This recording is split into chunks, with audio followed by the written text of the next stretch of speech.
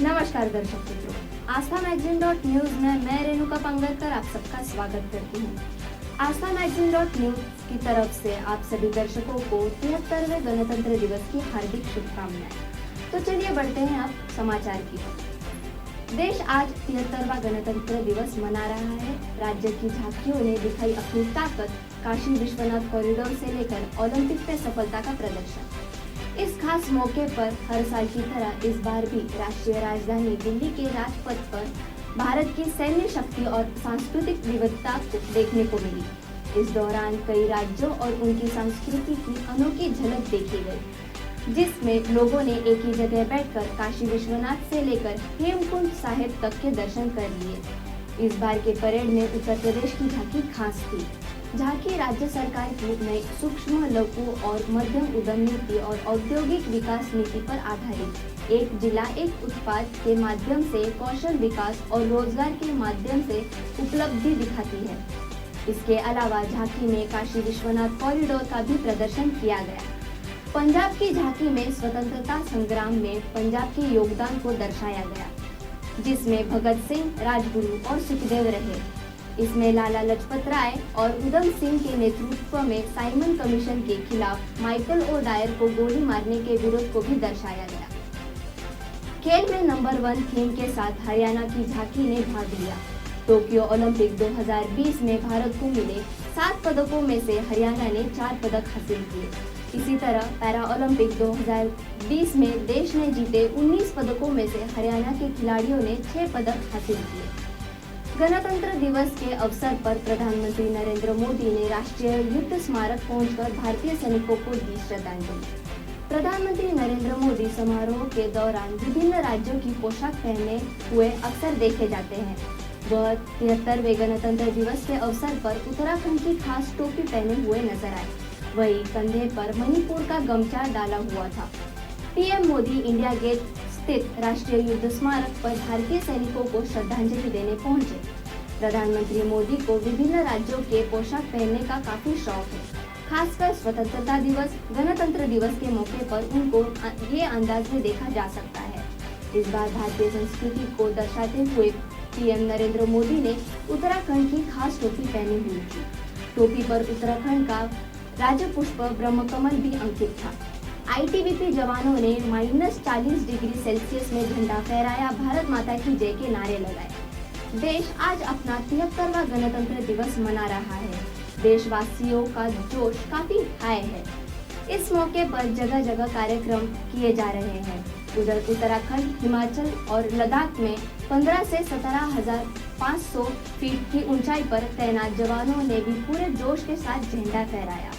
ITBP के जवान, जिन्हें हिमवीर कहा जाता है, उन्होंने -40 डिग्री सेल्सियस पर भी पूरे जोश के साथ तिरंगा फहराया और गणतंत्र दिवस मनाया।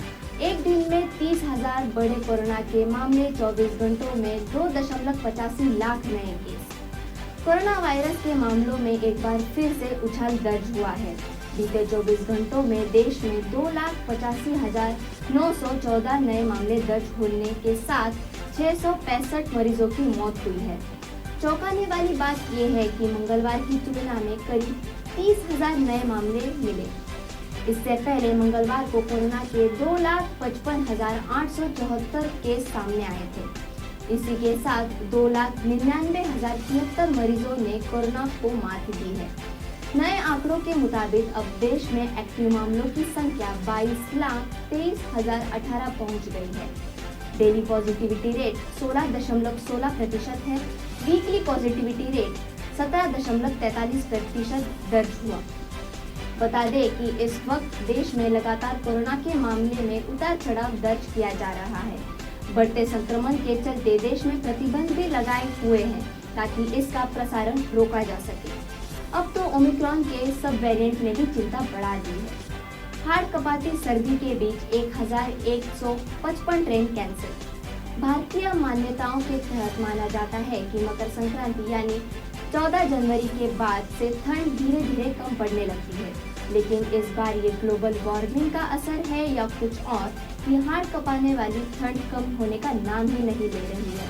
पारे के ऊपर नीचे होने के बीच चल रही शीतलहर और घने कोहरे ने रही सही कसर भी पूरी कर दी है। मौसम विभाग के मुताबिक बीता मंगलवार इस सीजन का सबसे सर्द यानी ठंडा दिन रहा। दिल्ली में इस बार दिसंबर-जनवरी में महज 252 घंटों के दौरान कोहरा छाया रहा। इस दौरान विजिबिलिटी 1000 मीटर से नीचे रही। राजधानी दिल्ली में 1991-92 के बाद यह पहली बार है कि जब इतनी कम अवधि के लिए कोहरे का प्रकोप रहा।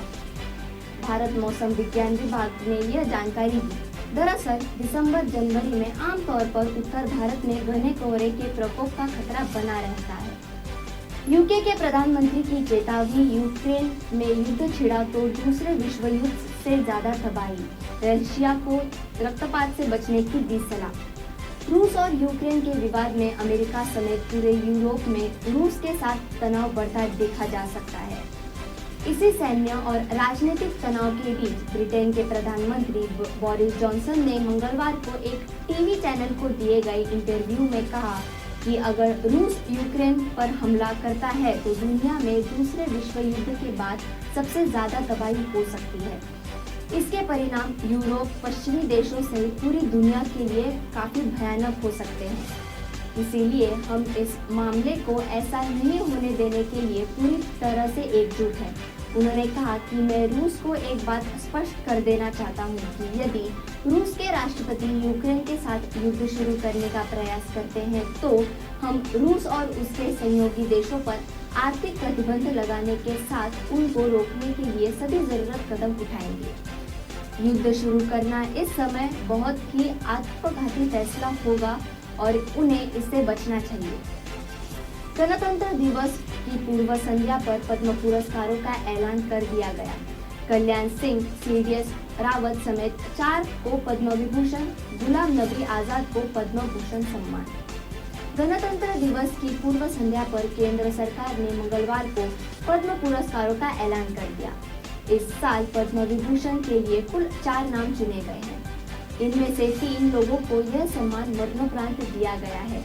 पद्म विभूषण सम्मान पाने वालों में दिवंगत पूर्वी सीडीएस जनरल बिपिन रावत मरणोपरांत, भाजपा के दिवंगत नेता और उत्तर प्रदेश के पूर्व मुख्यमंत्री कल्याण सिंह मरणोपरांत, राधेश्याम खेमका मरणोपरांत और प्रभा आत्रे का नाम शामिल है। बता दें कि पद्म पुरस्कार सम्मान पाने वालों में 128 लोगों के नाम शामिल है।